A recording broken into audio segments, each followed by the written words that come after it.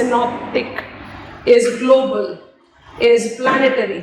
NCERT में लिखा है prevailing winds are called planetary winds, permanent winds, and I've written both the terms, prevailing, planetary and permanent. Permanent क्यों कहते हैं? सारे साल भर मूव करता है. प्लानिटरी क्यों कहते हैं? It covers entire planet. हम वहीं से शुरुआत करेंगे. उसको करने के बाद हम अपने आप जेट स्ट्रीम्स पे जा पाएंगे. Without studying jet streams monsoon पढ़ना बड़ा मुश्किल काम है. मॉनसून के लिए मुझे सब ट्रॉपिकल जेट की भी नॉलेज होनी चाहिए, ट्रॉपिकल ईस्टर्ली जेट की भी नॉलेज होनी चाहिए. इसलिए जेट स्ट्रीम को पहले पढ़ेंगे. मेरे ख्याल से नाम अपने आप ही आपको क्लियरली बता दे रहा है that I have got wind that can be studied at 3 scales. एक मैक्रो स्केल जो सिनॉप्टिक हो गया, एक मेसो स्केल जो मॉनसूनल हो गया, रीजनल विंड कह सकते हैं इसको, और एक एब्सोल्यूट माइक्रो स्केल जो कि लोकल विंड्स हो गया. विंड हमेशा प्रेशर ग्रेडियंट फोर्स से जेनेसिस लेती है. इसका मतलब local wind local pressure gradient से डेवलप होगा. So you have that scale kind of difference. बाकी जो फंडामेंटल्स ऑफ विंड है वो एज इट इज रहेगा. So I want to begin with synoptic scale, prevailing wind. इन दोनों में डिफरेंस क्या है? When I talk about synoptic scale, prevailing wind ये है ground, surface winds, और जब jet stream बोलते हैं तो ये upper air wind. So we are taking up their reference one by one. अब यहाँ से हमारी study कहाँ जा रही है? नंबर 1 पर. फिर हम ये 2 study करेंगे, फिर यहाँ पर आएंगे. I think it is comfortable. अब ये 4 पार्ट में हमारी study डिवाइड हो जाएगी. I think I can go there. ठीक है, चलिए prevailing winds से शुरुआत कर रहे हैं. Prevailing winds are planetary winds, permanent winds. ये सारे टर्म एनसीईआरटी में लिखे हुए हैं. That are surface winds. It is of 3 types: trade winds, westerlies and polar winds. अब ना हम आपको फॉर्मल डायग्राम तो दिखा सकते हैं, पर हम ये डायग्राम आपकी मदद से 1 by 1 खुद बनाना चाह रहे हैं. आप वन सेट फॉर ऑल इसको समझ जाएंगे and you don't have to worry about it. तो कल के डायग्राम पर दोबारा से आ रहे हैं, आपकी मदद से बनाएंगे, मदद करना. So I have advised you to draw planet Earth like this. पूरा जियोइड भी मत बनाओ, रेक्टेंगल भी मत बनाओ. सर्कल बनाकर मैनेज कर सकते हो तो कर लो, नहीं तो फिर ये सबसे अच्छा जगह भी मिल जाती है. थोड़ा सा शेप ऑफ द प्लैनेट को हम मेंटेन भी रखते हैं. So what I am doing is I am demarcating planetary winds with your help, और उसके बाद इसी पर हम कैरेक्टरिस्टिक्स इवॉल्व आउट कर लेंगे. ठीक है, 0 डिग्रीज. आप मुझे फटाफट से ना प्रेशर प्रोफाइल बताते जाना. और 30 डिग्रीज नॉर्दर्न साउथ, पहले हम इसको मार्क कर लेते हैं. 60 degrees northern south and 90 degrees. I need your help now. अब मुझे बताइए कौन सा प्रेशर है एट इक्वेटर? Low pressure. कौन सा प्रेशर है सब ट्रॉपिक्स पर? High. Wind always moves from high pressure to low pressure. ठीक है, तो सब ट्रॉपिकल हाई. चलो ये प्रेशर प्रोफाइल भी लेबल करवा दीजिए. इक्वेटोरियल लो, सब ट्रॉपिकल हाई. ये कौन सा प्रेशर है? सब पोलर लो. शाबाश. और फाइनली कौन सा प्रेशर है? Polar high. ठीक है, okay. Now let us start beginning with our wind. Wind always moves from high pressure to low pressure. हम लो लैटिट्यूड से शुरू कर रहे हैं. हमारा विंड सब ट्रॉपिकल हाई से इक्वेटोरियल लो की तरफ चल रहा है. हम सिंगल एरो वाला डायग्राम बनाएंगे. आप 10 एरो बनाओ, एक बनाओ, पर्पस वही है. मिसिंग अप नहीं करना चाह रहे डायग्राम में. अभी जो हमने डॉटेड येलो एरोज बनाया है from sub tropical high to polar equatorial low, जरा जल्दी से बताएंगे ये कौन से फोर्स को डिपिक्ट कर रहा है? Pressure gradient. क्या लैटिट्यूडनली मूविंग विंड ऐसे मूव कर पाएगा? नहीं. उस पर कौन सा फोर्स लगेगा? कोरियोलिस लगेगा. Frictional force by default applicable है, इसलिए कोरियोलिस फोर्स इतना स्ट्रॉन्ग नहीं होगा. I will get deflected to my right in northern hemisphere and left in southern hemisphere. जल्दी से बता दो मेरा विंड डायरेक्शन नदर्न हेमिस्फीयर में क्या हो जाना चाहिए? Wind is always named after the direction from where it blows. खाली प्रेशर ग्रेडियंट फोर्स लोगे तो ये विंड नदर्न है, ये विंड सदर्न है. Yes all of us. Coriolis force लगाइए.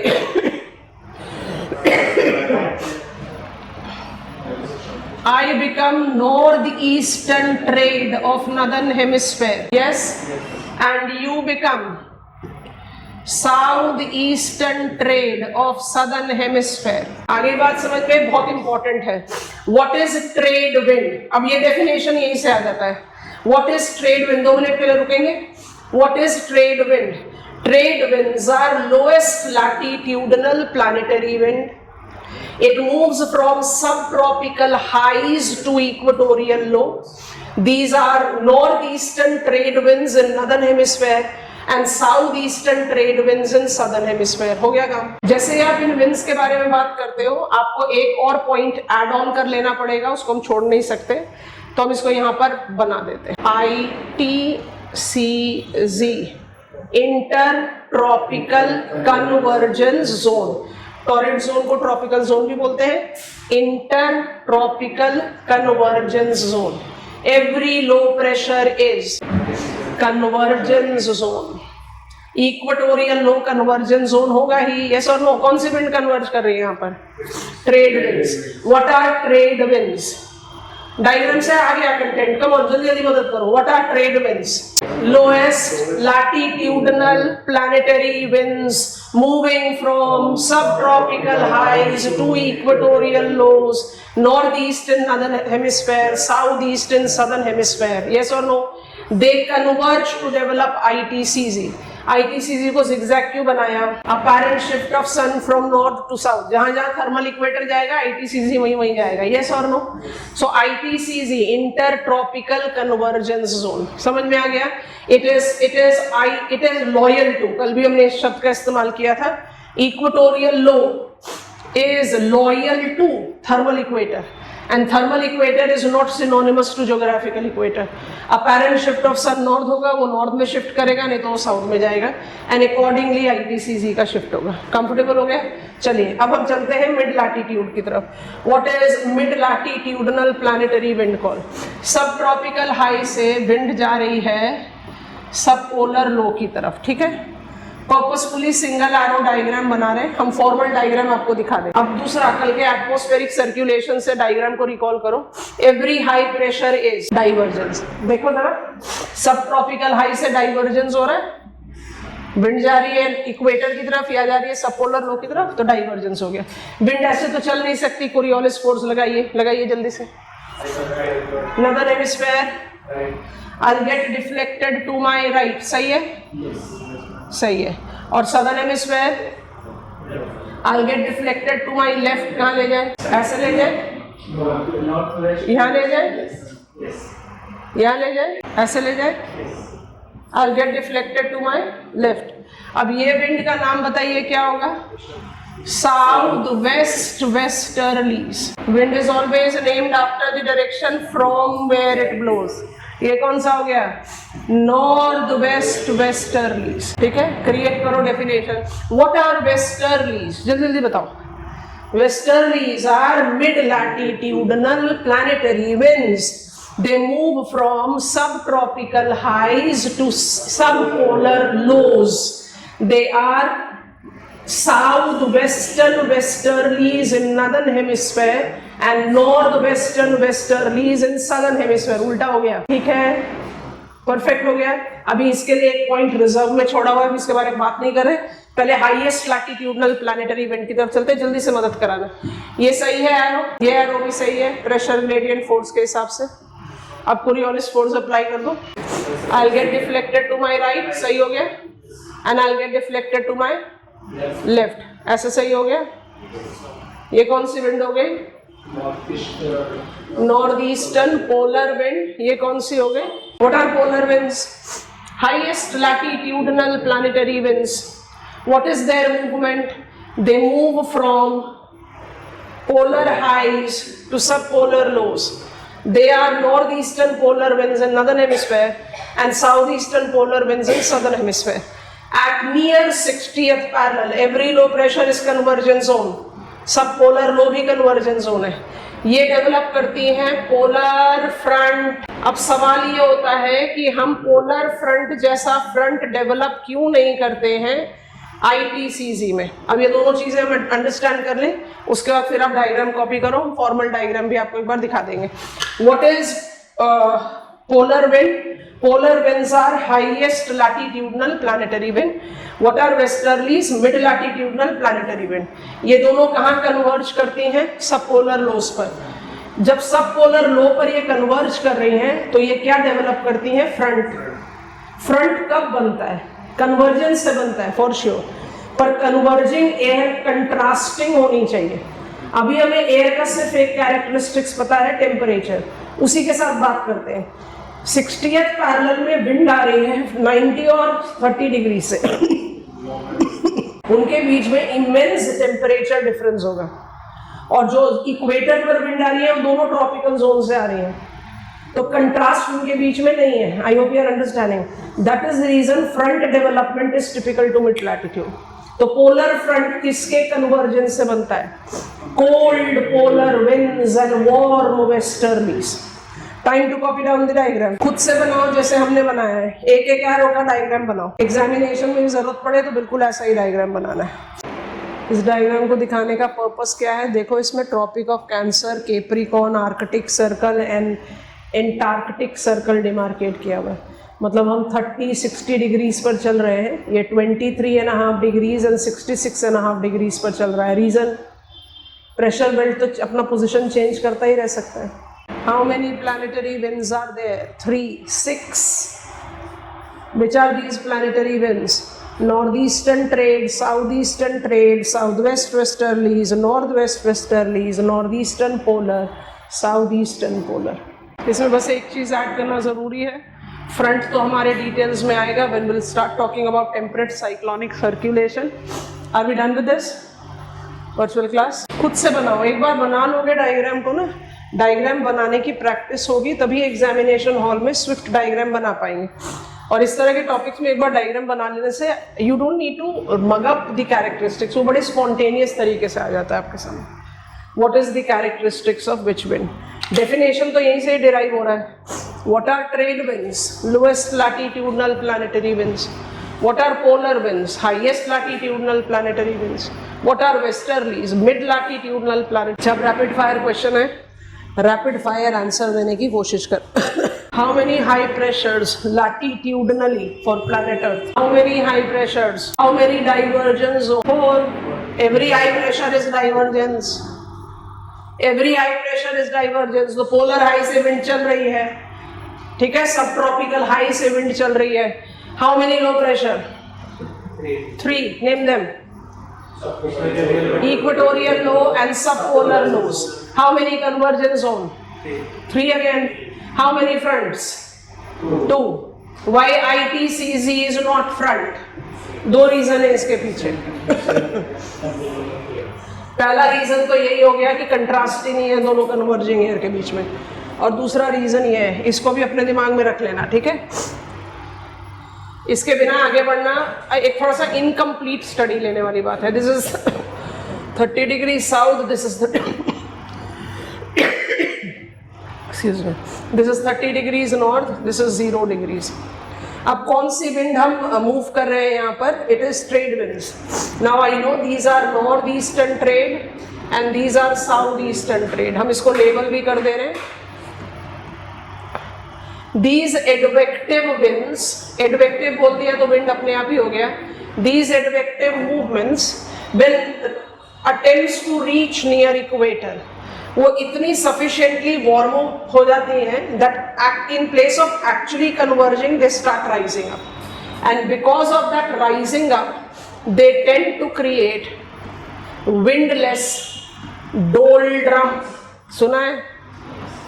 What are doldrums? Doldrums are quiet zone, windless zone. एक diagram दिखाते हैं, बहुत इजीली समझ पाओगे, जहां पर advective movement होता ही नहीं है. We have learned that yesterday. See this. We have learned that yesterday that land water climatological difference do not exist in equator. Converging trades actually do not converge and start rising up because it is high sun location throughout the year. I hope you are understanding. तो doldrums कहाँ पर confine होते हैं? Geographical equator. What is the meaning of doldrums? और आपकी NCERT में और भी बड़े सारे नाम लिखे हुए हैं, Furious 50, Shrieking 60s, etc. जो वेस्टर्लीज के लिए, सदर्न हेमिस्फीयर के लिए. डोल्ड्रम्स, ट्रेड हॉर्स, लैटिट्यूड, ये सारे नाम हैं. ये सारे पुराने इनों से नेविगेशन रेफरेंसेस के नाम हैं. Quiet zone, no wind, navigation was difficult. Horse latitude, जहाँ आपको हॉर्स को थ्रो डाउन करना पड़ता था अपने बोट से, क्योंकि बोट को नेविगेट करना बड़ा मुश्किल है. तो ये सारे नाम हैं. बट डोल्ड्रम्स आपको पता होना चाहिए. Doldrums are quiet zone in the geographical equatorial belt where winds are not applicable. They rise before actually converging. I think this is comfortable. अच्छा, सारे प्रेशर, सारी विंड जो है, इस क्वेश्चन का भी आंसर ले लेते हैं, उसका आगे बढ़ते हैं. सारी प्लानिटरी विंड्स जो है वो लगभग 30 डिग्रीज लैटिट्यूड ट्रैवल कर रही हैं. लगभग 30 डिग्रीज लैटिट्यूड ट्रैवल कर रही हैं. इसका मतलब प्रेशर ग्रेडियंट फोर्स 6 विंड के केस में सेम होगा. Distance that they are travelling is almost same. इसका मतलब जो प्रेशर ग्रेडियंट फोर्स है वो सेम होगा. तो फिर ऐसा क्यों है कि westerlies, that too southern hemispheric westerlies को हम अलग अलग नाम के साथ रिकॉग्नाइज करते हैं? इतना वैलिड नहीं है, बट हमारी नॉलेज में होना चाहिए. जैसे हमने आपको बताया फ्यूरियस 50s, श्रीकिंग 60s. ऐसा क्यों बोलते हैं सदर्न हेमिस्फेरिक वेस्टर्लीज को? क्योंकि उसकी विंड वेलोसिटी हाई है. पर क्यों हाई होगी? लैटिट्यूडनल ट्रैवल तो सेम ही है. ऑब्स्ट्रक्शन नहीं है, वाटर है. Southern hemisphere is majorly water. Westerlies of southern hemisphere flies majorly over water, and that is the reason lack of frictional drag make it faster moving wind. मेरे ख्याल से बात समझ में आ गई. प्लानिटरी विंड्स के 6 कैटेगरीज. डोल्ड्रम पढ़ लिया, पोलर फ्रंट को डिटेल्स में पढ़ेंगे, उसको छोड़ दिया. अभी आगे बढ़ सकते हैं. ये हाफ वे स्टोरी है, क्योंकि कुछ समय के बाद क्या होगा? सब ट्रॉपिकल हाई वैक्यूम केस बन जाएगा. ना तो ट्रेड विंड कंटिन्यू कर पाएगी, ना वेस्टर्लीज. कमॉन, उसने सारा कुछ भेज दिया, उसके पास क्या बचा? सर्क्यूलेशन को बनाए रखने के लिए please recall the diagram of atmospheric circulation. Planetary wind को इंडिविजुअली या आइसोलेशन में नहीं पढ़ सकते. किसके साथ पढ़ना पड़ेगा? आगे बढ़ सकते हैं हम. उसको कहते हैं tri cellular meridional circulation. I think I can proceed now. जल्दी बोलो, go ahead. Is applicable in north, will be repeated in south. ठीक है, हम फॉर्मल डायग्राम आपको दिखाएंगे, बट डायग्राम हम आपके सामने बनाना चाहते हैं. आप हमें ना नाम बताते जाना. हमारा डायग्राम थोड़ा सा जियोमेट्रिकली राइट होगा, ताकि हम समझने में, समझाने में हमें आसानी हो. अभी जो आपने पढ़ा वो हमें हेल्प कर दो. Which wind are these? अब ट्रेड थोड़ा ही चलेगा, पूरा नाम बताओ. नॉर्दर्न हेमिस्फीयर में हो, नॉर्थ ईस्टर्न ट्रेड. इक्वेटर पर पहुंचने के बाद वार्म अप होकर राइज करेगा. राइज अप होते हुए कूल डाउन करता है, और कूल डाउन करके राइज पॉज कर देगा. वही ट्रोपोपॉज की हाइट है. वहाँ से ये हायर लैटिट्यूड की तरफ मूव करना शुरू करेगा. विंड को स्ट्रेट एरो ही बना के रखते हैं. हायर लैटिट्यूड की तरफ मूव करना शुरू करेगा और सबसाइड करेगा. ठीक है, सबसिडेंस दे दिया. वो क्या बनाएगा? सब ट्रॉपिकल हाई. ये क्या है? Equatorial low. विंड का नाम बताइए. South west westerlies. Frontal rise experience करेगा. Yes all of us. It will be marking it spread on both the end. इसको हम कुछ और चीज़ भी साथ में प्रूफ करना चाहते हैं, इसलिए ये पॉइंटर ज़रूर रखेंगे. यहाँ पर कौन सा मूवमेंट है? Polar high. ये है आपका सब पोलर लो. विंड का नाम बताओ. North eastern polar wind. इसको थोड़ा और लोअर हाइट दें. आपको समझ में आ रहा है हम क्या कर रहे हैं?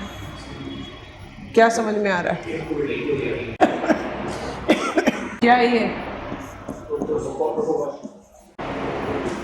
Tropopause goes on decreasing in its height with increase in sign of latitude. Yes or no? अब ये क्या बन गया आपके सामने?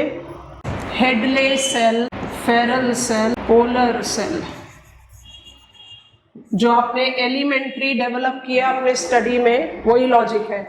Every surface low will develop high pressure over, every surface high will develop low pressure over, every surface low will develop high pressure and every surface high will develop low pressure.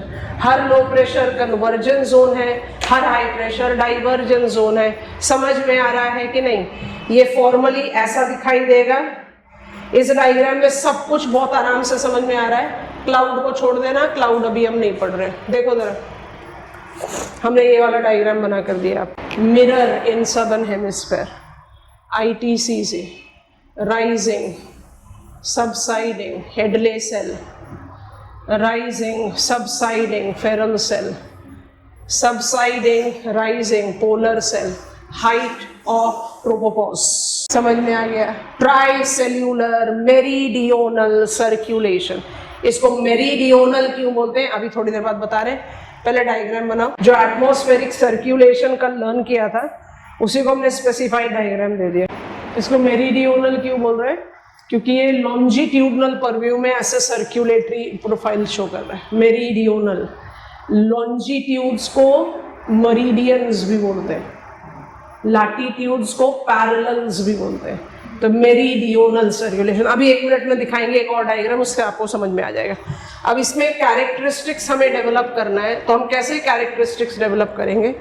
इस नाम को, जो नाम हमें दिए गए हैं, ये सर हेडले ने दिए हैं, वहीं से हम डिमार्केट करते हैं.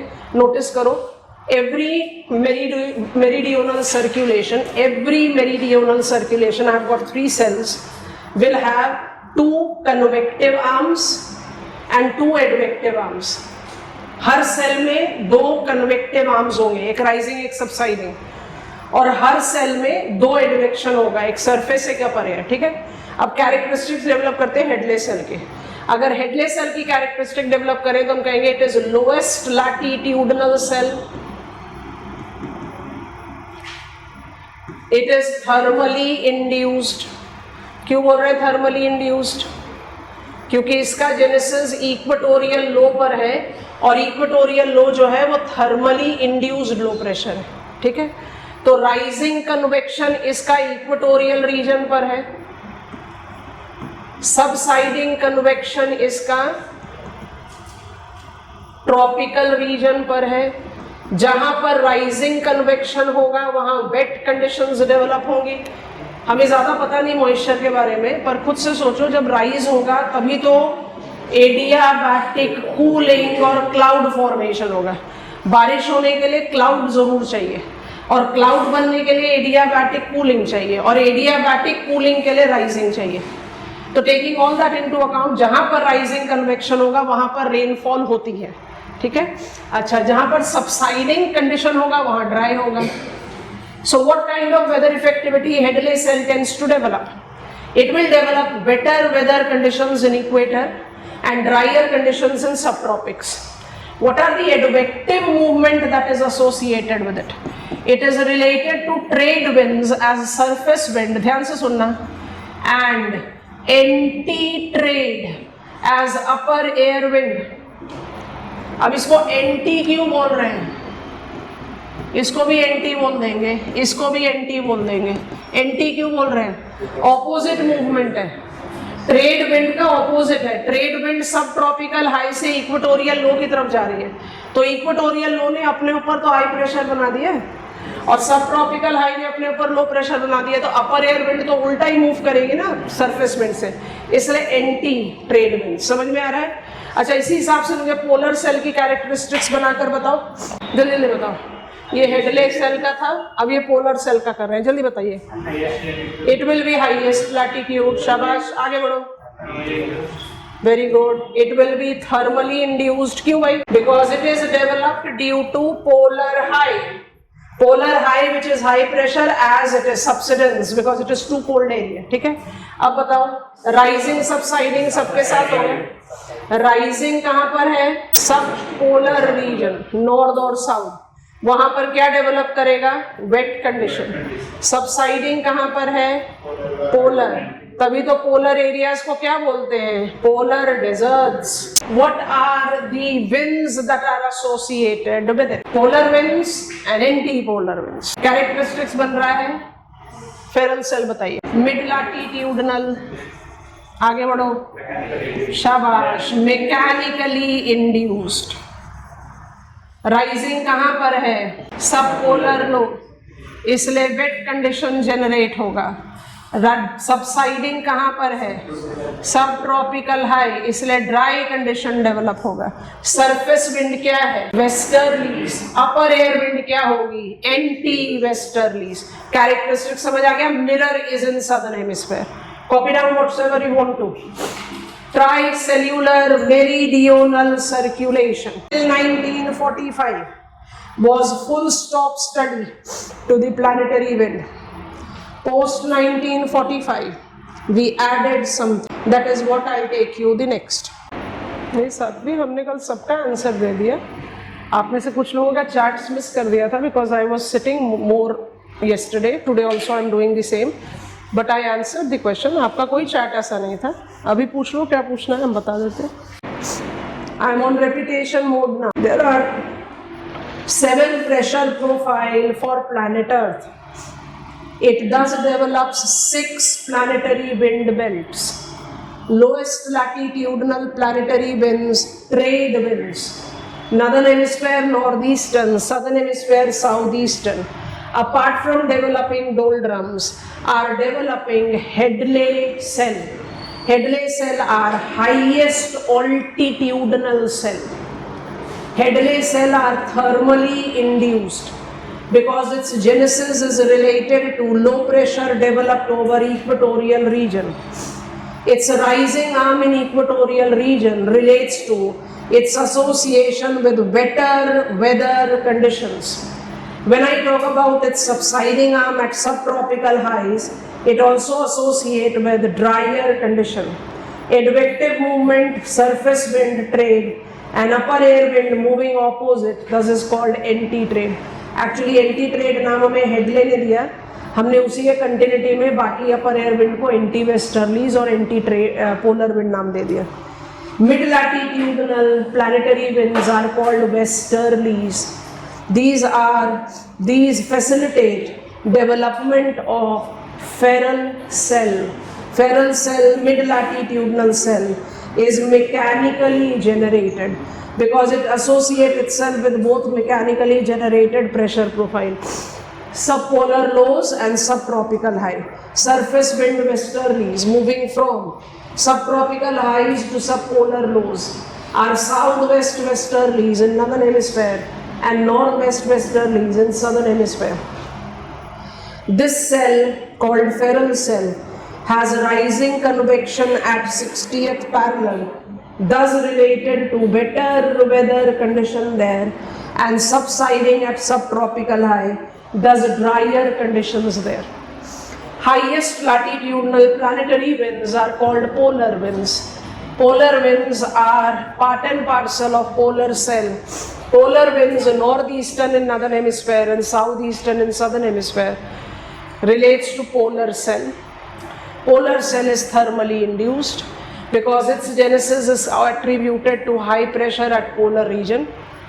It is identified with drier conditions at pole and wetter conditions at subpolar location. When I try to take polar cell का characteristics, it is lowest in its height. Height of tropopause, subsiding convection रहेगा, height of tropopause कम रहेगा। Comfortable हो गए? अच्छा, जब हर अपर air wind को हम conventionally anti winds बोल रहे हैं, तो ऑटोमेटिकली सोच कर देखो, मान लो कि आपकी साइड है इक्वेटोरियल लो और हमारी साइड है सब ट्रॉपिकल हाई, तो हमारे तरफ से सब ट्रॉपिकल हाई से आपकी तरफ जा रही है विंड, हम नॉर्दर्न हेमिस्फीयर में, तो नॉर्थ से साउथ विंड जाए तो हम उसको नॉर्दर्न विंड बोलते हैं। हमें पता है कोरियोलिस डिफ्लेक्शन आएगा तो ये नॉर्थ ईस्टर्न ट्रेड है, तो अब हम हेडले सेल को विजुअलाइज कर रहे हैं, ठीक है। तो हमारी तरफ से सरफेस विंड जा रही है, नॉर्थ ईस्टर्न ट्रेड आपके पास पहुंची, यहाँ पर राइज अप हुआ, एंटी ट्रेड आया, हमारे पास सबसाइड हुआ। तो एंटी ट्रेड, अगर मेरी सरफेस विंड नदन है तो अपर एयर विंड सदन होगी। लॉजिक है ना? हमारी सारी सरफेस विंड जो है वो ग्रेडियंट विंड है, तो ग्रेडियंट विंड को कैसा होना पड़ेगा? लैटिट्यूडनल होना पड़ेगा। तो अपर एयर विंड भी लैटिट्यूडनल ही होगी। 1945 6 अगस्त और 9 अगस्त, आपको पता है हम क्या बोल रहे हैं? हिरोशिमा और नागासाकी, ठीक है? अब इसको ओपन कर देते हैं। 1945 6 अगस्त, हिरोशिमा पर न्यूक्लियर बम बम्बार्ड करके यूएस के जेट फ्लाइट वापस जा रहे हैं। जेट किस हाइट पर फ्लाई करता है? ट्रोपोपॉज से जस्ट ऊपर, ताकि एयर पॉकेट्स नहीं हो, आप फास्ट पेस पे जा सके। आप मैप पर इमेजिन करो, आप जापान से यूएसए वापस जा रहे हैं वाया एशिया, एशिया के ऊपर से होते वापस जा रहे हैं। जेट पायलट्स एनकाउंटर्ड स्ट्रॉन्ग अपर एयर वेस्टर्लीज। तब तक हमारे दिमाग में अपर एयर के लिए क्या नोशन था? मेरीडियोनल। तब तक हमारे दिमाग में क्या विंड थी? सरफेस विंड का अपर air counter part anti wind होगा और वो मेरीडियोनल होगा। 6 अगस्त को ये एक्सपीरियंस होना हो सकता है कि बाय चांस या बाय नो से something that we presumed is not there. 9 अगस्त को भी दोबारा से यही एक्सपीरियंस हुआ नागासाकी के बम्बार्डमेंट से। दैट लेड टू कि क्या है ये अपर एयर विंड जो वेस्ट से ईस्ट की तरफ चल रही है, जिसको हम वेस्टर्लीज बोल रहे हैं, अपर एयर वेस्टर्लीज। आज तो हम जानते हैं that they are geostrophic wind. So there was the fresh beginning of study. मतलब क्लाइमेट की स्टडीज जो है वो इतनी ओल्ड है कि जब हम कहते हैं थर्मल जोन्स, हमने आपको बताया ग्रीक स्कॉलर्स ने हमें थर्मल जोन्स बताया था।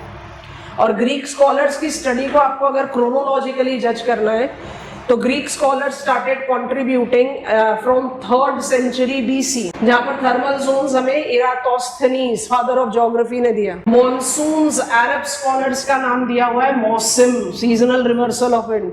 आपने नाम जरूर सुना हुआ है, अल बिरूनी, किताब अल हिंद। सो क्लाइमेट की स्टडी बहुत पुरानी है, it's immensely old, pre historic time से है। 1945 कहना बाय डिफॉल्ट ये जजमेंट देना है that we are talking about something very recently outline. तो मेरीडियोनल सर्कुलेशन को चैलेंज किसी ने नहीं किया, because that is there. Atmosphere के सर्कुलेशन को मेंटेन करने के लिए ये राइज एंड सबसाइड वाला सीक्वेंस चलेगा। बट 1945 के एक्सपीरियंस के बाद जब इलाबोरेट स्टडीज हुई तो पता चला कि अपर एयर विंड में जोनल फ्लो भी होता है। ये जोनल फ्लो क्या है?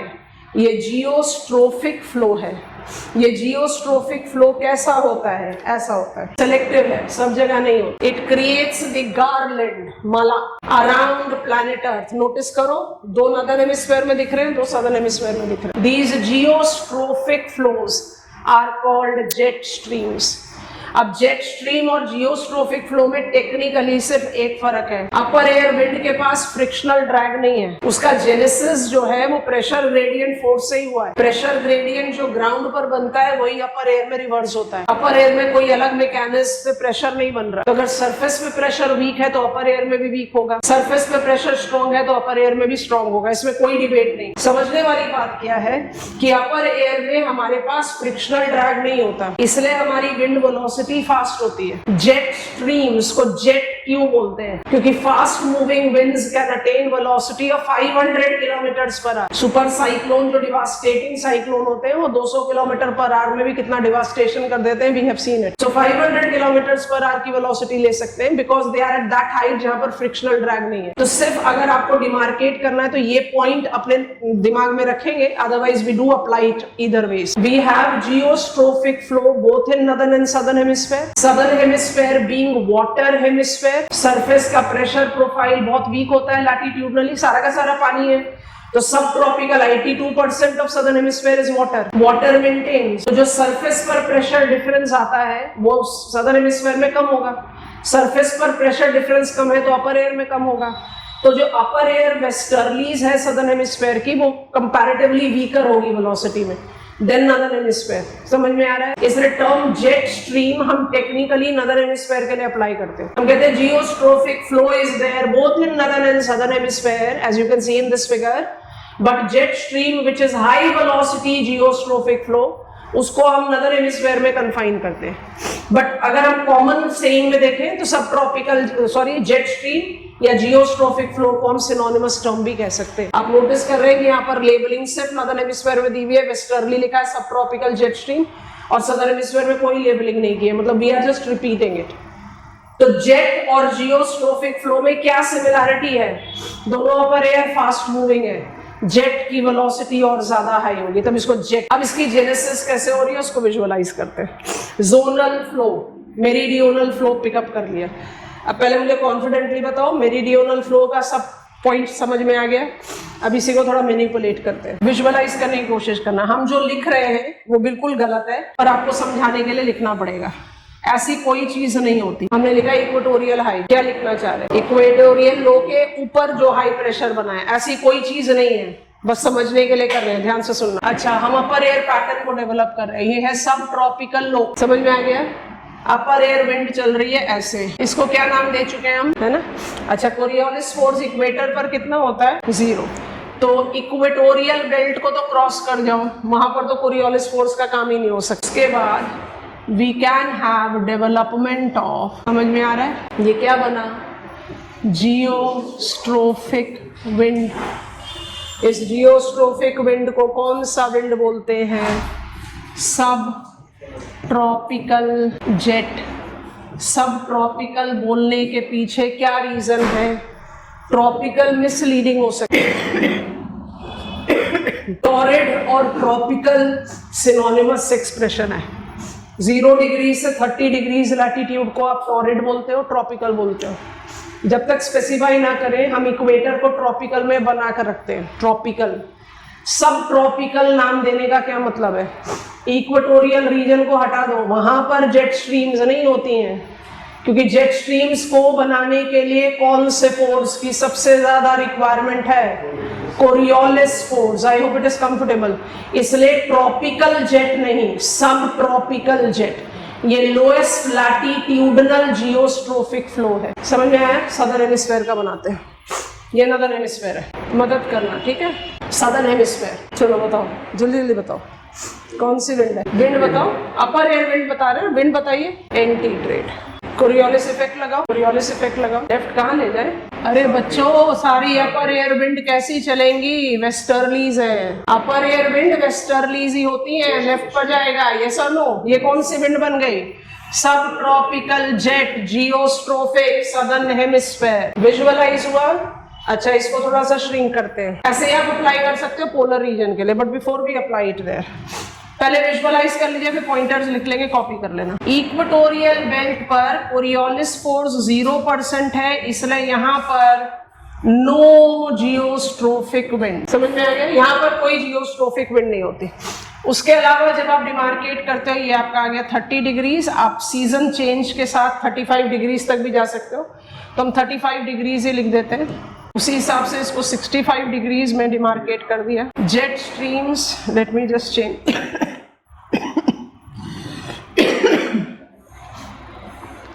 Jet streams are typical to Hadley cell and polar cell.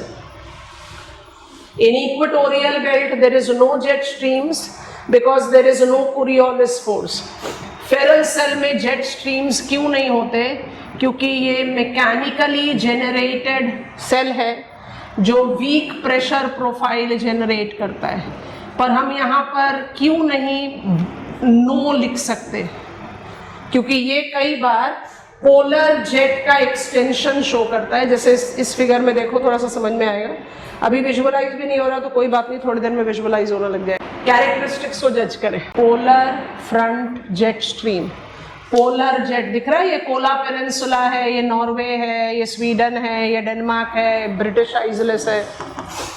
Polar jet कई सीजन्स में पोलर फ्रंट जेट को लेते हुए मिड लैटिट्यूड तक आता है, यही टेम्परेट साइक्लोन है। तो फेरल सेल में जेट स्ट्रीम्स का इफेक्ट दिखता है, बट वो पोलर सेल के जेट स्ट्रीम्स होते हैं, वो अपना खुद का जेट स्ट्रीम्स डेवलप नहीं करते। तो खुद की कितनी जेट स्ट्रीम्स होती हैं? जो ओरिजिनली डेवलप्ड जेट स्ट्रीम्स है वो कितनी है? 4। पोलर जेट, सब ट्रॉपिकल जेट, सब tropical jet, polar jet. Mid latitude में जेट स्ट्रीम्स नहीं बनती हैं और इक्वेटोरियल बेल्ट में जेट स्ट्रीम्स नहीं बनती हैं। Why we don't have jet streams in equatorial region? No Coriolis flows. Why we don't develop geostrophic flow in mid latitude? Weaker mechanically induced pressure profile. थोड़ा सा विजुअल क्लैरिटी आया? Diagram के basis पर content evolve कर रहे हैं। Zonal flow, मेरीडियोनल flow हो गया, जोनल फ्लो है ना। ये आप क्रूड डायग्राम्स फटाफट से कॉपी डाउन कर लो हेडिंग डालकर, जोनल फ्लो। फिर हम आगे बढ़ते हैं, ये आपको बहुत मदद कर देगा। एग्जामिनेशन में तो ये मत बनाना इक्वेटोरियल हाई, गलत एक्सप्रेशन है। अभी आपके समझने के लिए आसान है। ये क्या बनेगा? पोलर लो, ठीक। एंटी विंड्स बताओ, high to low, anti polar. Geostrophic flow बता दे, राइट। ये क्या बन गया? Polar jet. समझ में आ गया ना?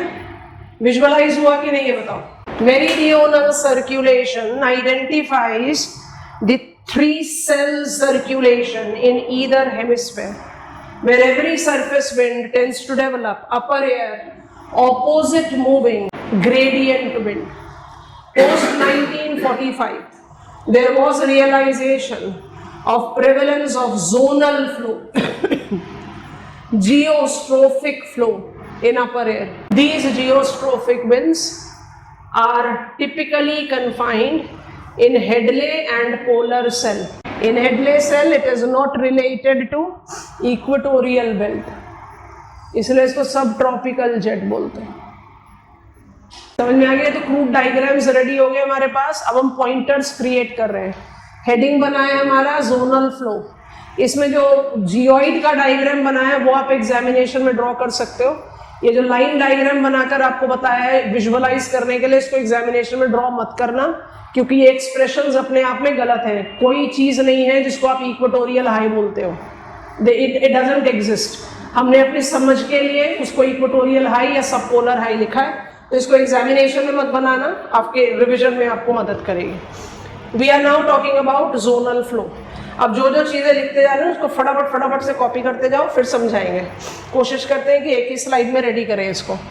तो जोनल फ्लो इज जियोस्ट्रोफिक फ्लो। अब जियोस्ट्रोफिक तो हमने कल की क्लास में ही समझ लिया था।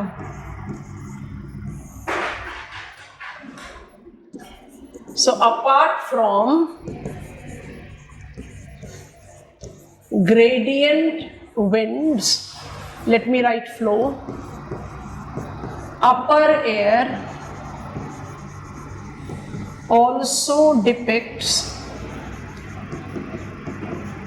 selective, this is important term,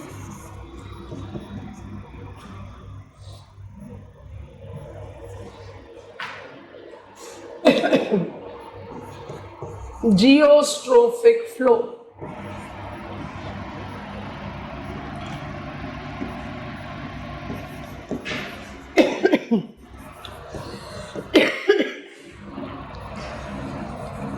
It is applicable to polar cell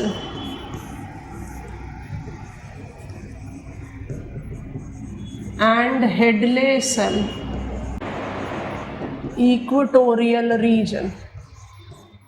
हमने अभी जो ये टेबल बना रहे हैं, जो आप हमारे साथ कॉपी कर रहे हो, इसके बाद ज़्यादा इलाबोरेट कैरेक्टरिस्टिक्स आएंगे, पर एक कंपैरिजन में मुझे समझने में बहुत आसानी होगी। तो पहले ये कंपैरिजन वाला बात कर लेते हैं, ठीक है। तो पोलर जेट हो गया, सब ट्रॉपिकल जेट हो गया। अब इनकी कैरेक्टरिस्टिक्स ले रहे हैं। तो polar jet is highest latitudinal, तो होगा लोएस्ट ऑल्टीट्यूडनल। 10 एसोसिएट करेगा हाईएस्ट आइसोबारिक लेवल, बनाएगा स्मॉलेस्ट गार्लेट और स्टार मार्क। ये हम समझाएंगे, इसलिए जानबूझकर लास्ट पॉइंट में लिख रहे हैं। Do not relate to Rossby waves. अब इसी के कंपैरिजन में यहाँ पर है, it is lowest latitudinal, thus highest altitudinal,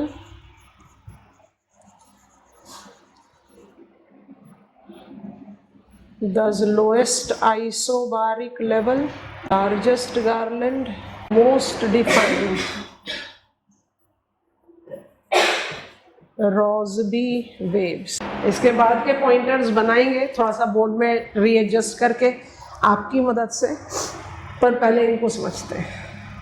लिख लिया तो हमें गो अहेड। रॉसबी वेव्स को छोड़ देते हैं, बाकी जो 4 कैरेक्टरिस्टिक्स लिखे हैं उसको जरा जज करने के लिए फटाफट क्वेश्चन का आंसर दो। पहला बताओ, प्लैनेट अर्थ का शेप कैसा है? जियोइड, जिसमें इक्वेटर पर आपका बल्ज बड़ा है, तो जो जेट स्ट्रीम इक्वेटोरियल रीजन के पास में होगी वो बड़े साइज की होगी ना कंपेयर टू पोल। तो पोलर जेट छोटे साइज का है और सब ट्रॉपिकल जेट बड़े साइज का है, वो हमने लिखा है small garland and big garland, ठीक है? Okay, what is the difference of height of tropopause latitudinally? Tropopause कहां पर हायर हाइट पर है? इक्वेटर के पास। अब इक्वेटर के पास बोल रहे हैं क्योंकि हमें इक्वेटर तक जाना नहीं है, इक्वेटर पर जेट स्ट्रीम्स नहीं होते। इक्वेटर के पास हाइट ज्यादा होगी, पोल के पास हाइट कम है, तो आपने लिखा है ना कि polar jet is highest latitudinal so lowest altitudinal, सब tropical jet is lowest latitudinal so highest altitudinal. ये भी समझ में आ गया। अब तीसरे क्वेश्चन का आंसर दे दो। Air pressure decreases with dash in height. Air pressure decreases with dash in height. Increase in height. Height के साथ air pressure decrease होता है, तो polar jet lower height पर अप्लाई कर रहा है, तो उसका जो air pressure range होगा वो higher होगा ना compared to subtropical jet। अब characteristics को दोबारा से रीड करो। I am highest latitudinal, thus lowest altitudinal, thus I am flying at highest isobaric level from among the jet streams and I create smallest garland। हो गया spontaneous। चलो हम सब ट्रॉपिकल जेट है, सब tropical jet, I am lowest latitudinal, thus I'll be highest altitudinal, thus I'll be moving at lowest isobar, yes, and will be making biggest garland। हो गया काम आसान। कल की क्लास में हमने पढ़ा था land water climatological difference do not exist in equatorial region. Land water climatological difference do not exist beyond 60th parallel either, क्योंकि अगर आपका इक्वेटर पर राइजिंग कन्वेक्शन नॉर्म है तो beyond 60th parallel subsiding convection norm है। अब थोड़ा सा ध्यान से सुनना, आपने आइसोथर्म्स के बेंट्स पढ़े हैं, जहां पर लैंड वाटर अनइक्वल डिस्ट्रीब्यूशन होगा वहां पर शोर लाइन पर आइसोथर्म्स का बेंट होगा। आइसोथर्म्स का बेंट है तो आइसोबार्स का भी बेंट होगा, आइसोबार्स का बेंट होगा तो geostrophic winds move parallel to isobars. अगर आइसोबार सरफेस पर आइसोबार, मान लो land water land water land water ऐसा कुछ चल रहा है हमारा, तो आइसोबार क्या करेगा? लैंड से वाटर बेंट, फिर थोड़ा सीधा, फिर बेंट, फिर बेंट, फिर बेंट, वो बेंट को अपर एयर में रिवर्स कर दो। Come on, geostrophic wind moves parallel to isobar. अगर आपके आइसोबार वेवी है तो आपका जेट स्ट्रीम भी तो वेवी होगा। वेव समझ गए? Rossby wave. रॉसबी वेव किसका कैरेक्टरिस्टिक्स है? सब ट्रॉपिकल जेट का, पोलर जेट का नहीं, क्योंकि at that latitude land water climatological difference do not exist। Visualise हुआ कि नहीं हुआ? What is Rossby wave? Scholar के नाम पर बेस्ड है। It denotes movement of geostrophic wind parallel to isobars। geostrophic wind बोला तो मतलब ही है parallel to isobar।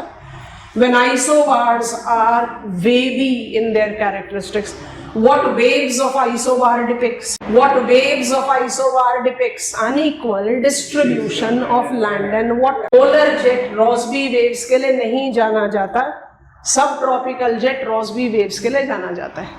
अच्छा, अब ना आप लोग मेरी मदद करोगे, उसके बिना काम नहीं चलेगा। अब जेट स्ट्रीम के साथ जो हमें यूपीएससी में क्वेश्चन पूछे गए वो ये कहता है, what is the weather effect that jet stream induces? आप मुझे बताओ पोलर जेट कौन कौन सी वेदर कंडीशंस डेवलप करेगा? भाई जेट स्ट्रीम किसका पार्ट है? पोलर सेल का। आपको ये चीज समझना, अच्छा इसको ऐसे विजुअलाइज करो, ऐसे विजुअलाइज करो। आपसे पूछा जाए पोलर लोकेशन की वेदर कंडीशन क्या है, स्टेप 1 से शुरू करते हैं। पोलर एरिया की वेदर कंडीशन क्या है? वो इंसोलेशन डेफिसिट है, इसलिए वो लो टेम्परेचर के लिए जाना जाता है, इसलिए वहाँ हाई प्रेशर है, इसलिए वहाँ सबसाइडिंग कन्वेक्शन है, इसलिए अपर एयर में लो प्रेशर बनता है, इसलिए वहाँ पर एंटी पोलर विंड्स हैं जो रिलेट और मेरीडियोनल फ्लो के साथ there is zonal flow also which relates to polar jet.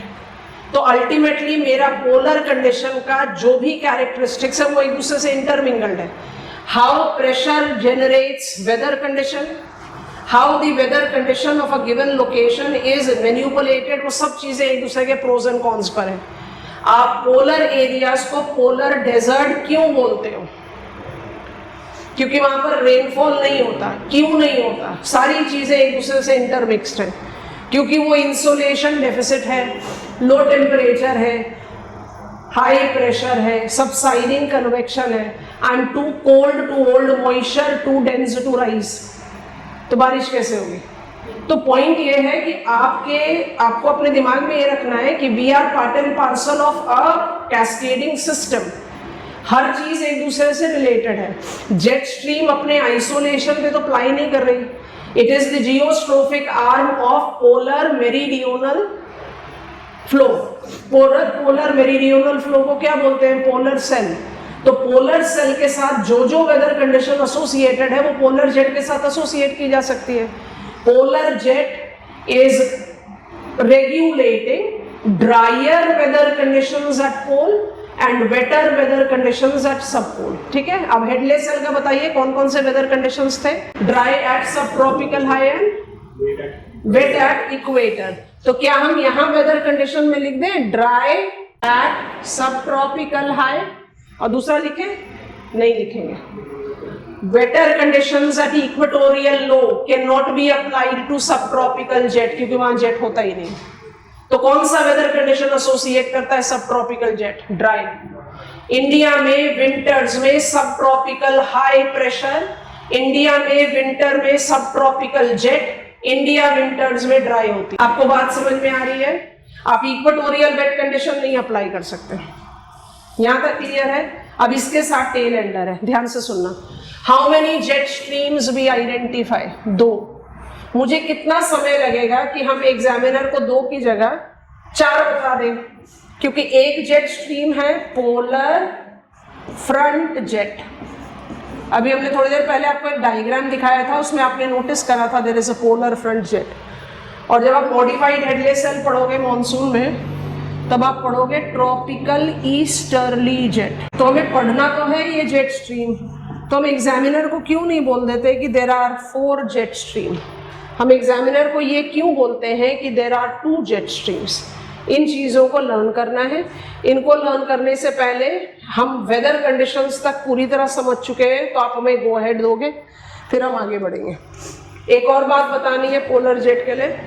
Polar jet को आप पॉपुलरली पोलर, अब हम ना मिक्स नहीं कर रहे हैं, हम 1 by 1 रिपीट कर रहे हैं। आपने सारी चीजें लिखी हुई है, ध्यान से विजुअलाइज करो। Highest latitudinal zonal flow is called polar jet. This zonal flow, the geostrophic flow, is constituent of polar cell. Being highest latitudinal zonal flow, it is at lowest altitude and thus flies at highest isobaric level. It do not relate to Rossby waves and make smallest garment. As constituent of polar cell, it associates itself with drier conditions at pole and wetter conditions at subpole. It is very popularly called as polar night jet. आप बहुत सारे text book में पढ़ोगे इसको polar night jet बोलते हैं। हमने क्यों अवॉइड किया ये लिखना? पॉपुलरली इसका नाम है पोलर नाइट जेट, क्योंकि कौन से 6 महीने नॉर्थ पोल की नाइट होगी? विच 6 months will be polar night for northern hemisphere? शाबाश। September to March. It is from 23rd September to 21st March or from autumn equinox to spring equinox. अगर हम इस जेट स्ट्रीम को ऐसे ही learn करें कि इट इज नाइट जेट, तो कहीं हमारे दिमाग में आ जाता है कि मतलब ये सिर्फ 6 महीने तक रहता है। ऐसा तो नहीं है, ये तो पीरियड एग्जिस्टिंग है। तो इसको क्यों नाइट जेट ज़्यादा पॉपुलरली बोला जाता है? क्योंकि जब 6 महीने की लगातार रात रहेगी, पोलर रीजन तो ऑलरेडी लो टेम्परेचर है, हाई प्रेशर है, पर अगर 6 महीने का लगातार रात है तो पोलर हाई बहुत स्ट्रॉन्ग होगा, उसके ऊपर डेवलप हुआ पोलर लो बहुत स्ट्रॉन्ग होगा। जितना स्ट्रॉन्ग प्रेशर ग्रेडियंट बनेगा उतना स्ट्रॉन्ग विंड होगा। तो पोलर जेट अपने 6 विंटर के मंथ में ज्यादा high during 6 continuous months of polar night, polar jet will attain maximum of its velocity. और दूसरा, अगर नॉर्दर्न हेमिस्फीयर में विंटर्स हैं तो apparent position of sun is towards south, तो सारे प्रेशर प्रोफाइल साउथ की तरफ शिफ्ट हुए हैं, तो पोलर जेट का जो एरिया है वो बढ़ जाएगा ना, वो लगभग पूरा 60 to 90 डिग्रीज पर रहेगा। समझ रहे हो कि नहीं? और अगर समर्स आ गया तो क्या हो गया, उसका एरिया श्रिंक हो जाएगा। तो पोलर जेट पीरियड जेट है, पर उसको पॉपुलरली पोलर नाइट जेट क्यों बोलते हैं? जेट के पीछे क्या रीजन है? हाई वेलोसिटी है। तो during 6 continuous months of polar night ये जेट स्ट्रीम अपना सबसे बड़ा एक्सपांस डेवलप करते हैं और सबसे हाई वेलोसिटी अटेन करते हैं। पर ये एक कैरेक्टरिस्टिक्स है, ये सिनोनिमस नहीं हो सकता, क्योंकि आप जेट स्ट्रीम को अगर नाइट जेट बोलने लग जाओगे तो अपने आप हो गया कि कहीं सिर्फ 6 महीने के लिए तो नहीं है, नहीं सारे साल भर के लिए। ये समझ में आ गया? अच्छा, ये वेदर कंडीशंस क्या डेवलप कर रहा है जो पोलर सेल के साथ है वो भी हम समझ गए। अब ये पोलर फ्रंट जेट क्या है? ये ना टेम्परेट साइक्लोन है। जब टेम्परेट साइक्लोन पढ़ेंगे तो आराम से समझोगे।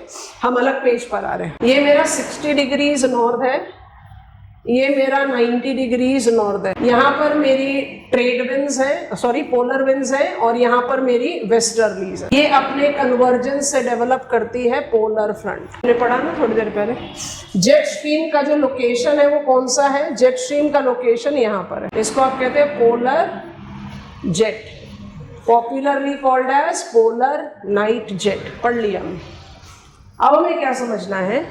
नॉर्दर्न हेमिस्फीयर का जो पोलर फ्रंट है वो बहुत ज़्यादा कंट्रास्टिंग एयर कॉलम के कन्वर्जन से बनता है। अब ना हम अपने कुछ प्रॉप्स लेंगे, ध्यान से विजुअलाइज करें। थोड़ा सा फास्ट फॉरवर्ड मोड है विद क्लाइमेटोलॉजी, पर इसको बात के लिए छोड़ना कोई लॉजिक नहीं। ग्राउंड पर 60th पैरेलल के पास पोलर फ्रंट बना। ये किसकी वजह से बना? Extreme contrasting air columns coming in contact with each other. ये इतने कंट्रास्टिंग है कि अपने बीच का जो बफर जोन है उसको 2 से 3 दिन तक मेंटेन करते हैं। उसकी वजह से क्या होता है? हमारी साइड हायर लैटिट्यूड है, आपकी साइड लोअर लैटिट्यूड है। उसकी वजह से क्या होता है? Cold air starts intruding in warm and warm air starts intruding in cold. Warm air जो कोल्ड में इंट्रूड करती है वो सीधी सीधी मार्च अप करती है, वो सरफेस पर कोई चेंज नहीं ला पाएगी। समझ रहे हैं? क्यों? क्योंकि वो लाइट है। ग्राउंड पर कौन सा एयर कॉलम है? डेंस, हैवी, वो उसको डिस्टर्ब नहीं करेगी, वो सिर्फ उसके ऊपर मार्च करेगी। इसका मतलब हायर लैटिट्यूड पर कोई खास डिफरेंस नहीं आएगा प्रेशर प्रोफाइल ऑन ग्राउंड पर हम cold air advancing to mid latitude will continuously maintain ground contact, will condense, I cannot rise, I'll continuously maintain ground contact। तो हम क्या करेंगे? केयरफुली विजुअलाइज करना। जैसे जैसे आप लोअर लैटिट्यूड में इंट्रूड करना शुरू करोगे, आप अपने आप को ग्राउंड कॉन्टैक्ट देते जाओगे, आप वार्म एयर को डिस्प्लेस करके उसकी जगह लेते जाओगे। तो will you not manipulate the pressure profile on ground? Thus you will manipulate pressure profile vertically over। ये प्रेशर प्रोफाइल का मैनिपुलेशन क्या करता है? पोलर जेट को मिड लैटिट्यूड तक एक्सटेंड करता है as polar front jet. Polar front jet और कुछ नहीं है, पोलर जेट का मिड लैटिट्यूडनल एक्सटेंशन है। आप बोलोगे पोलर जेट मिड लैटिट्यूड तक पहुंचा कैसे? इसलिए क्योंकि मिड लैटिट्यूड में बना cold front. What is cold front? Front that is developed due to advection of colder air in warmer latitude. Come on, सब पोलर लो में बारिश क्यों हो रही है? आपने लिखा ना कि पोलर सेल सब पोलर लो पर वेट कंडीशन डेवलप करता है, फ्रंटल राइज ही तो है। आपने कहा पोलर जेट का वेदर इफेक्टिविटी क्या है? Dry at poles and wet at sub poles. ठीक है, वेट एट सब पोल्स क्यों है? Frontal rise. Frontal rise 60th parallel पर शुरू होता है और वो मिड लैटिट्यूड तक जा सकता है। जो 60th पैरेलल पर बना है वो है पोलर फ्रंट। जब इस पोलर फ्रंट का डिवीजन हो जाता है तो it develops warm front and cold front. Cold front mid latitude पर जाता है। कोई भी फ्रंट होगा वार्म ही राइज करेगा, कोल्ड कभी राइज नहीं कर सकता।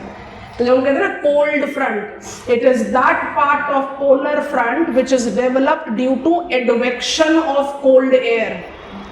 तो कोल्ड एयर कहां पर एडवेक्ट कर रहा है? मिड लैटिट्यूड में। तो polar jet tends to extend as polar front jet in mid latitude. जब ये पोलर फ्रंट जेट बनता है तो रॉसबी लूप्स डेवलप हो सकते हैं। ये पूरा का पूरा टेम्परेट साइक्लोनिक सर्कुलेशन का डोमेन है। आप पहले वाला फिगर देखें, फिर हम अपने टेबल पे वापस जाकर एक बार आपको पॉइंट लिखवा देते हैं। तो ये अपने आप में कोई अलग जेट नहीं है, ये सिर्फ एक्सटेंशन है, इसलिए आप इसको काउंटिंग में नहीं लिखेंगे। नोटिस कर रहे हो रॉसबी लूप्स? नोटिस कर रहे हो warm tropical air and cold air front surface पर कहाँ बना? 60th पैरेलल पर। तो पोलर सेल के हिस्से में आपका पोलर जेट है, पर ये polar jet polar front jet के हिसाब से मिड लैटिट्यूड तक एक्सटेंड कर सकता है और यही एक्सटेंशन टेम्परेट साइक्लोनिक सर्कुलेशन का डोमेन है। तो इसलिए polar front jet polar jet का ही एक्सटेंशन है, ये अलग जेट स्ट्रीम नहीं है। और ये पोलर फ्रंट जेट कहाँ पर डेवलप होता है? समझ में आया कि नहीं? Wetter at subpolar why due to development of front.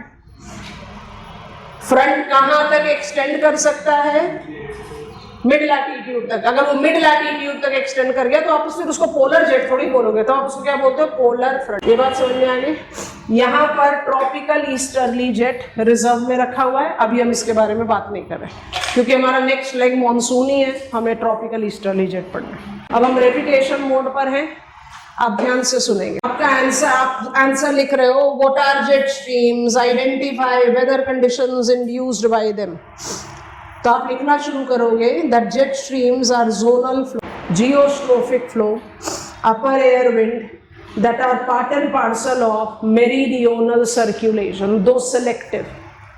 These upper air zonal winds are categorized into two, दो ही रहेंगे, polar jet and sub tropical jet. जब पोलर जेट लिख रहे हो तो 5 एलिमेंट्री कैरेक्टरिस्टिक्स लिख दिया, highest latitudinal, lowest altitudinal, highest isobaric level, no Rossby loop, smallest garnet. उसके बाद पोलर सेल के वेदर कंडीशन से रिलेट कर दिया। I relate to development of dryer conditions at pole and better conditions at sub pole. जैसे लिखा waiter conditions at sub पोल तो उसको स्पेसिफाई किया। सब पोलर रीजन में वेट कंडीशन क्यों रहते हैं? क्योंकि फ्रंटल मैकेनिज्म है। तो I relate to frontal development on ground causing better weather condition. These fronts which originally develops at near 60th parallel do extend in ferrule cell, making extension of polar jet as polar front jet. I hope you are understanding. तो polar front jet अलग jet नहीं है, वो polar jet का ही हिस्सा है। This can extend up to ferrule cell, causing precipitation. Definitely ये extension और इसका influence winters में ज़्यादा होगा। Summers में तो बेल्टी शिफ्ट हो जाएगा, छोटा सा रह जाएगा। Winters में ज़्यादा strong होगा, पर it can prevail throughout the year. 15 से 20 दिन का सीक्वेंस होता है, उसका टर्मिनेट होता है, फिर दोबारा से शुरू होता है। ये हम टेम्परेट साइक्लोन के लाइफ साइकिल में पढ़ेंगे। ये आपका राइटअप हो गया पोलर जेट का। सब ट्रॉपिकल जेट के बारे में लिख रहे हो, लोएस्ट लैटिट्यूडनल है, हाईएस्ट ऑल्टीट्यूडनल है, लोएस्ट आइसोबारिक लेवल है, बिगेस्ट गार्लेंड सिस्टम है, लैंड वाटर अनइक्वल डिस्ट्रीब्यूशन का बहुत मेजर इफेक्ट है, तो रॉसबी लूप से एकदम परफेक्टली अलाइन होता है। What is the weather condition that it develops? It is associated with dry conditions in subtropics, क्योंकि इक्वेटोरियल बेल्ट को आप इसके साथ जहां पर हम है ही नहीं वहां पर हम काम कैसे करेंगे? I hope you are understanding. So when I am not non-existing in equatorial belt, you cannot apply wetter conditions at equatorial region to this jet stream. इस जेट स्ट्रीम का एक वेरिएंट है जो ट्रॉपिकल, जो मॉनसूनल मैकेनिज्म को regulate करता है, उसको हमने भी रिजर्व में रखा है। आप एक लाइन ऐड कर लो, हम डिक्टेट कर दे रहे हैं, आपने ट्रॉपिकल ईस्टर्ली जेट लिखा है, उसको ऐड कर लो, एक लाइन लिख लो। ड्यूरिंग समर्स जेट स्ट्रीम के हिसाब से सफिशिएंट कंटेंट डेवलप हो जाएगा। अब ट्रॉपिकल ईस्टर्ली जेट थोड़े समय में हमारे रेडार पर आने वाला। During summers in northern Indian Ocean basin, subtropical jet is replaced by tropical easterly jet, underline कर लो बोल्डली और डैश डाल के लिख दो, that regulates monsoonal mechanism। Jet stream के लिए सफिशिएंट इंफॉर्मेशन है क्या ये ट्रॉपिकल ईस्टर्ली जेट? अभी थोड़ी देर में हमारे रेडार पर आएगा। आप पहले बताओ, जेट स्ट्रीम समझ में आ गया? यस। पोलर फ्रंट जेट, थोड़ा सा क्लैरिटी आया है, पूरा नहीं समझे हैं क्योंकि अभी तो हमने पढ़ाई नहीं टेम्परेट साइक्लोन। और ट्रॉपिकल ईस्टर्ली जेट मॉनसून्स के साथ रिलेट करेगा, जा रहे मॉनसून्स पर, so will be understanding it very well. पहले मेरे इस क्वेश्चन का आंसर दो। हमने बड़े शुरू में आपको कहा था, हाइप क्रिएट किया हुआ है कि जेट स्ट्रीम बड़ा मुश्किल टॉपिक है। आपको कहीं से मुश्किल लगा? नहीं है मुश्किल। मुश्किल क्यों है? क्योंकि आप एलिमेंट्री चीजें तो पढ़ ही नहीं रहे हो। ग्रेडियंट विंड पता ही नहीं है, जियोस्ट्रोफिक विंड पता ही नहीं है, तो फिर जेट स्ट्रीम डिफिकल्ट लगेगा ही। जब आपने एलिमेंट्री स्टेप्स कवर करके यहाँ तक स्टेप इन किया है, तो फिर ये तो just part and parcel of the study के साथ चल रहा है। ये टेम्परेट साइक्लोन में और क्लैरिटी से आ जाएगा, ये आ रहा है क्लैरिटी में as we are proceeding to our next level. हमने फ्लो चार्ट बनाया था, many types of advection we associate ourselves with, specifically in accordance to our syllabus. Synoptic, global, planetary, prevailing jet streams. How many prevailing winds are there? 3, 6। 3 बोले तो trade, westerlies and polar. 6 बोले तो north eastern trade, south eastern trade, south western westerlies, north western westerlies, north eastern polar, south eastern polar. How many jet streams? 2। Come on, इसलिए table खोला। Synoptic भी है, planetary भी है, permanent भी है। ये कहाँ पर है? दिस इज पोलर जेट, सारे साल भर पोलर सेल पर। सब ट्रॉपिकल जेट सारे साल भर हेडले सेल में। Polar front jet periodically develop होता है, और ट्रॉपिकल ईस्टर्ली जेट आपने लिखा है समर में ही इवॉल्व होता है, तो वो अलग से जेट स्ट्रीम नहीं है, वो इनके कॉन्स्टिट्यूएंट है। अब हम जा रहे हैं रीजनल विंड पर, जो मुझे ट्रॉपिकल ईस्टर्ली जेट के बारे में डिटेल्स में समझा देगा। Can I proceed? Regional advection called monsoonal winds.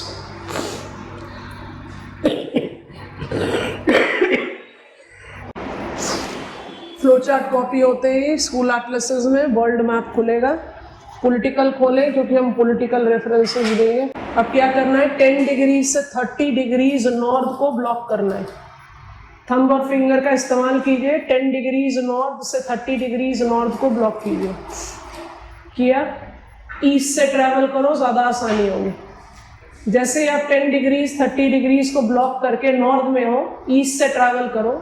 पहला लैंड मास जो आप एनकाउंटर करते हो वो है साउथ ईस्ट एशिया का मेन लैंड, जिसको आप इंडो चाइना पेनिनसुला कहते हो। वियतनाम भी दिख रहा है यहाँ पर on east side, and Myanmar दिख रहा है ऑन वेस्ट साइड। ठीक है, नेक्स्ट लैंड मास जो एनकाउंटर होता है वो इंडिया है। उसके बाद आप बढ़ते चले जाओगे तो next land mass on east margin जो है वो हॉर्न ऑफ अफ्रीका, सोमालिया। उसके बाद आप और आगे बढ़ते जाओगे तो Florida peninsula of United states of America. समझ में आ रहा है? अब सदर्न हेमिस्फीयर में इसी को ब्लॉक करो। 10 degrees to 30 degrees south east margin पर पहला लैंड आएगा, वो क्या है? Cape York peninsula of Australia. आगे बढ़ेंगे, नेक्स्ट लैंडमार्क क्या आएगा, मेडागास्कर और मोजाम्बिक। उसके बाद और आगे बढ़ेंगे तो क्या आएगा, साउथ ईस्ट ब्राजील, जहाँ पर Mantiqueira mountain, old block mountain geomorphology में एनकाउंटर हुआ था। समझ में आया?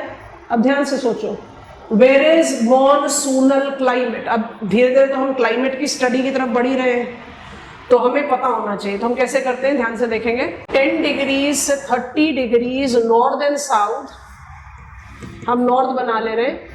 ईस्ट मार्जिन क्लाइमेट को मॉनसूनल क्लाइमेट कहते हैं। फिर कॉन्टिनेंटल इंटीरियर होता है, फिर वेस्ट मार्जिन क्लाइमेट होता है। मैप आपके सामने है। वेस्ट मार्जिन क्लाइमेट का रेफरेंस भी हम में से कई लोगों ने जियोमॉर्फोलॉजी में करा है, डेजर्ट। तो आप नोटिस करो, खुद से देखो, यहाँ पर वियतनाम और इंडिया है, इसी लैटिट्यूड पर आपको सहारा डेजर्ट मिल गया, वेस्ट मार्जिन, है ना। तो tropical east margin of land जो होते हैं वो मॉनसूनल है। अभी हमें मॉनसून पर फोकस करना है। क्यों है, कैसे है, वो हम धीरे धीरे पढ़ रहे हैं। तो कौन कौन से एरियाज हैं जो मॉनसूनल क्लाइमेट के साथ कंपैटिबिलिटी रखते हैं, they are monsoonal climate. So tropical east margin of land, ठीक। कौन कौन से हैं tropical east margin of land, Indochina peninsula है, इंडिया है, हॉर्न ऑफ अफ्रीका, है ना, Florida peninsula in northern hemisphere, Cape York peninsula, Madagascar, Mozambique and south east Brazil in southern hemisphere. इसे कुछ बड़े बड़े कंट्रीज को पिकअप करते हैं। ऑस्ट्रेलिया को ले लेते हैं। खुद से देखो, क्या पूरा ऑस्ट्रेलिया मॉनसूनल है? नहीं, उसका सिर्फ एक छोटा सा नॉर्थ ईस्टर्न हिस्सा मॉनसूनल है।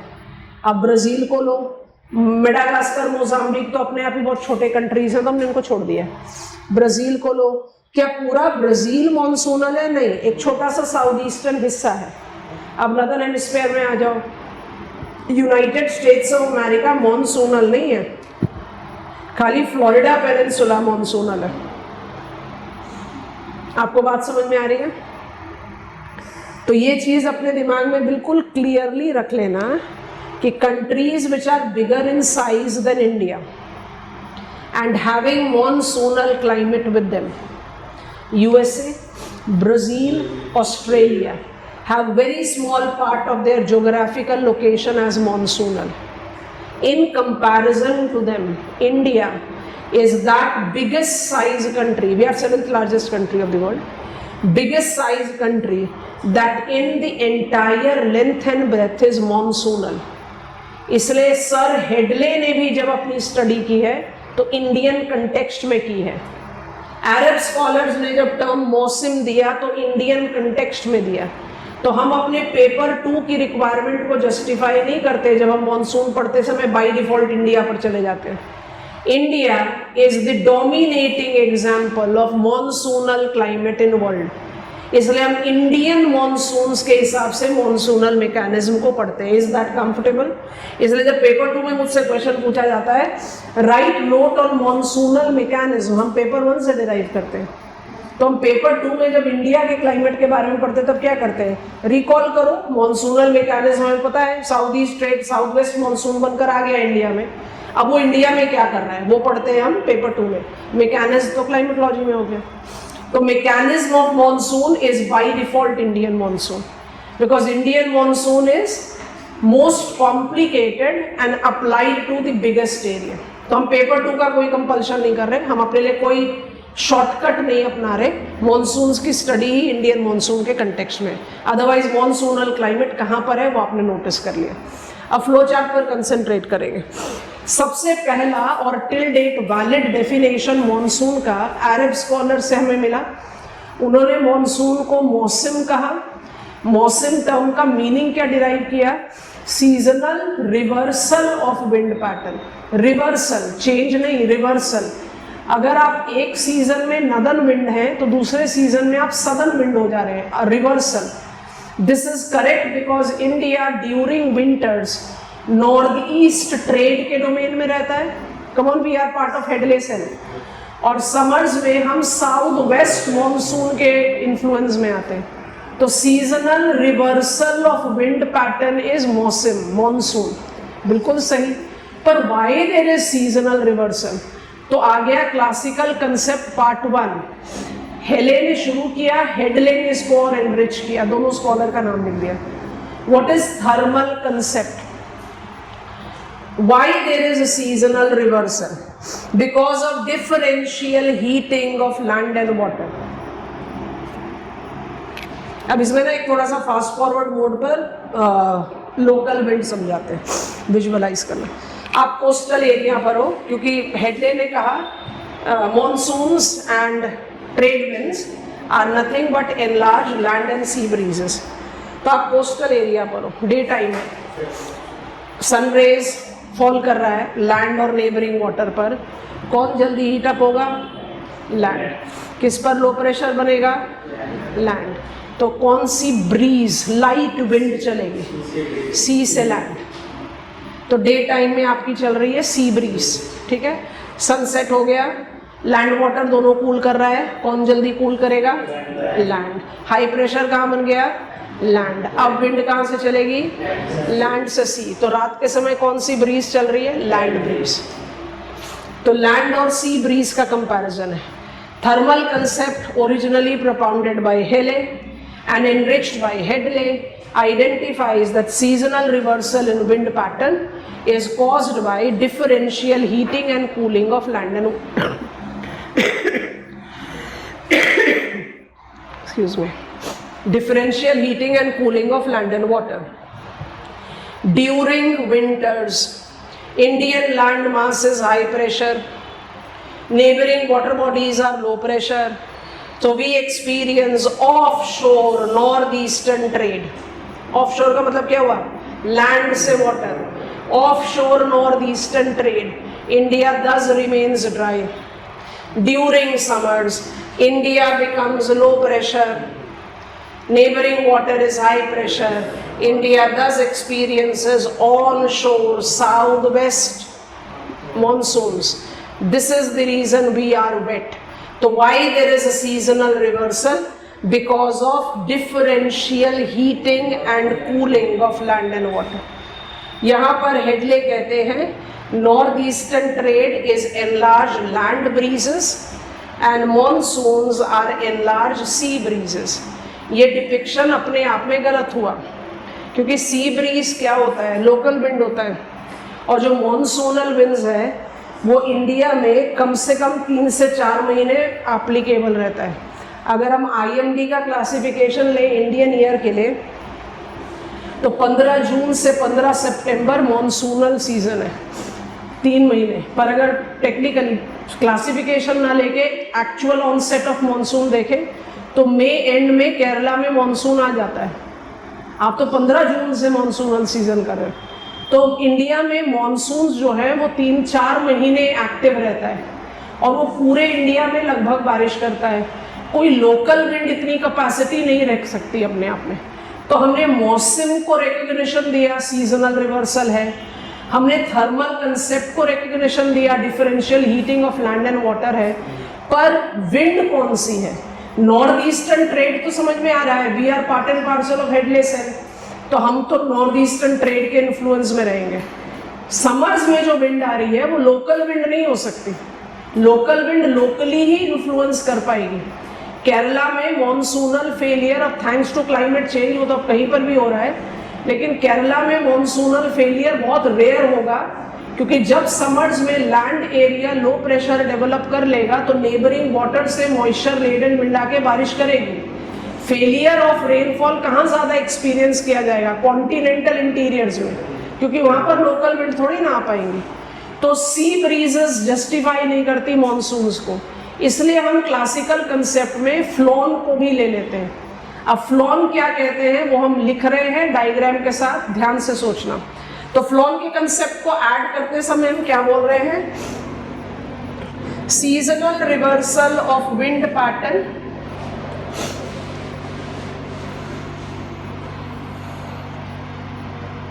due to differential heating and cooling of land and water,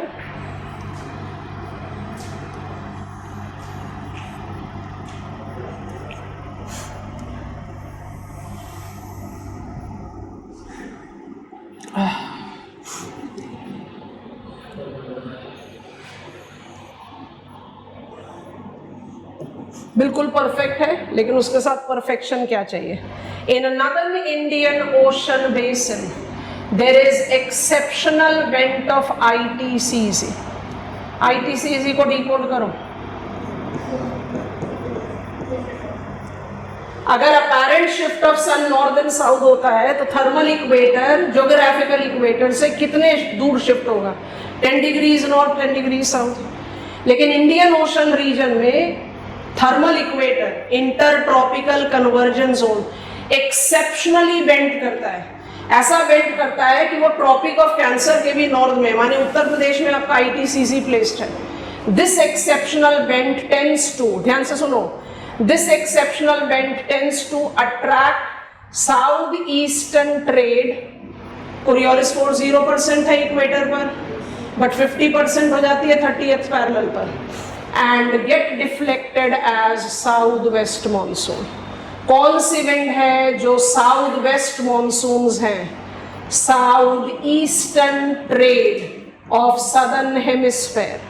वो कहां पर साउथ वेस्ट मॉनसून बनती हैं? सिर्फ नदर्न इंडियन ओशन बेसिन में। भाई इतनी पार्शियलिटी क्यों है? ओपन करो मैप ऑफ वर्ल्ड, इक्वेटर पर ट्रैवल करो। ट्रैवल कर रहे हैं, इक्वेटर पर ट्रैवल करते हुए पैसिफिक ओशन को देखो, नॉर्थ पैसिफिक देखो, साउथ पैसिफिक देखो, दोनों ही पूरे ओपन ओशन दिखाई दे रहे हैं। अब फिर ट्रैवल करो अटलांटिक ओशन में, north Atlantic ocean, south Atlantic ocean. अब आ जाओ इंडियन ओशन में, south Indian ocean ocean, but north Indian ocean ocean नहीं है, Arabian sea, bay of Bengal है। आपको मतलब समझ में आ गया कॉन्टिनेंटैलिटी का?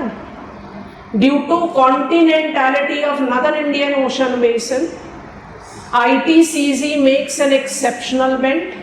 This exceptional bend results in advection of southeastern trade so much in a northern hemisphere that it causes precipitation in Somalia. चलो सोमालिया तक तो फिर भी समझ में आता है। Yemen as south east monsoon, समझ में आ रहा है कि नहीं? साउथ ईस्ट ट्रेड ने क्या किया? कम ऑन, ट्रेड विंड्स किसकी लॉयल होंगी? थर्मल इक्वेटर की कि ज्योग्राफिकल इक्वेटर की?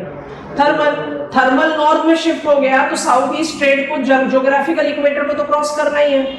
यहां पर south east trade geographical equator को इतना ज्यादा क्रॉस कर रही है कि वो सोमालिया में और येमेन जैसी कंट्री में समर रेनफॉल कर रही है। कैसी विंड बनकर? South east monsoon, south east sufficiently advected in northern hemisphere.